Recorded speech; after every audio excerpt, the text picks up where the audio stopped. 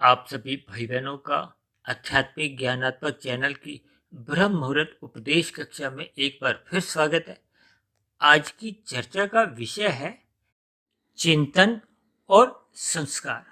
देखिए, चिंतन शब्द और संस्कार शब्द वैसे तो सुनने में हर रोज ही आते हैं, लेकिन अक्सर मनुष्य इसको कोई गंभीरता से नहीं लेता, क्योंकि चिंतन होता है मन बुद्धि द्वारा, और ये जो संस्कार शब्द है, ये जब आपके हमारे कारण शरीर में उसका एक स्वभाव बन जाता है, संस्कार बन जाता है।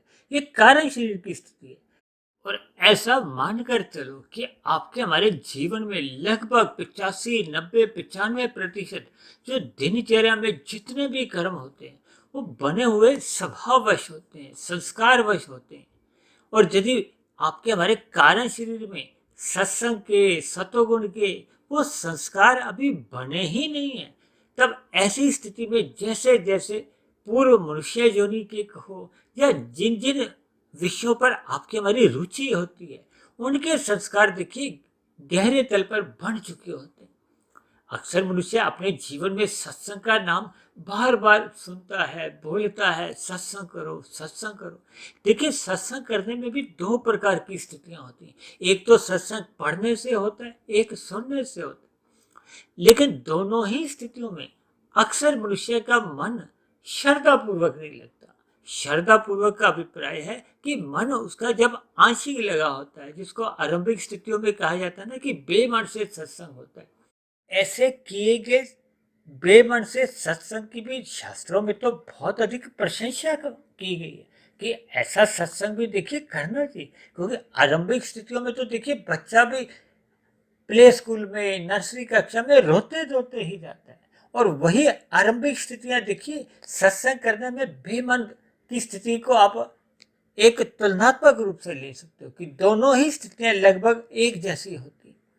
लेकिन जैसे जैसे बच्चे का मन पढ़ाई में लग जाता है, उसको पढ़ाई का एक महत्व समझ में आने लगता है। इसी तरह मनुष्य को भी सत्संग का जब महत्व समझ में आने लगता है, तो फिर उसका जो बेमन से किया गया सत्संग, वो धीरे धीरे श्रद्धा पूर्वक सत्संग होने लगता है। श्रद्धा पूर्वक सत्संग होने से ही देखिए वह आपके हमारे मन बुद्धि के स्तर पर कुछ अपना स्थान बनाने लगता है। आरंभिक स्थितियों में तो ये प्रभाव हल्का हल्का पड़ता है, फिर धीरे धीरे ये चिंतन जब गहरे तल पे होता है, तो फिर इसका प्रभाव भी गहरे तल पर पड़ने लगता है, यानी कि हम उसका पुनः चिंतन करने लगते हैं। देखिए, सत्संग तो 1 घंटे का, 2 घंटे का, 4 घंटे का, उसके बाद में हम उस पर चिंतन करते हैं, मंथन करते हैं। ये मन बुद्धि द्वारा होता है। जब हम मन में उसका चिंतन करते हैं, इस चिंतन की, मनन की हमें पुनरावृत्ति बार बार करनी होती है, वो फिर अगली मजबूत स्थिति में आता है। यानी कि जो हमने अपना सत्संग किया था, वो स्थूल शरीर के स्तर पर किया था। जैसे ही हम मन बुद्धि के स्तर पर करते हैं, तो वो स्थूल शरीर से किया गया सत्संग फिर वो चिंतन रूप में सूक्ष्म शरीर में आ जाता है। और इसी तरह ये सूक्ष्म शरीर में मन बुद्धि के स्तर पर जब ये चिंतन बहुत गहरे स्तर पर होता रहता है, 1 दिन, 5 दिन, 10 दिन, 6 महीने, साल, मरते दम तक होता रहता है, देखिए फिर ये संस्कार बनते हैं। संस्कार आपके हमारे कार्य शरीर में रहते हैं। फिर कार्य शरीर में जैसी जैसी स्थितियां बनने लगती हैं, फिर उन कार्य शरीर के आपके मन बुद्धि में फुरने आते हैं, विचार आते हैं, वृत्तियां होती हैं। फिर इन वृत्तियों द्वारा, विचारों द्वारा, फुर्नों द्वारा ही स्थूल शरीर की कर्मेंद्रियों द्वारा एक नए शुभ कर्म होने लगते हैं, जिससे आपके हमारी एक कर्मों की लेखा जोखा सुधरता है, शुभ संस्कार और अधिक गहरे तल पे बनने लगते हैं। यानी कुल मिलाकर आपके हमारी आध्यात्मिक उन्नति होने लगती है।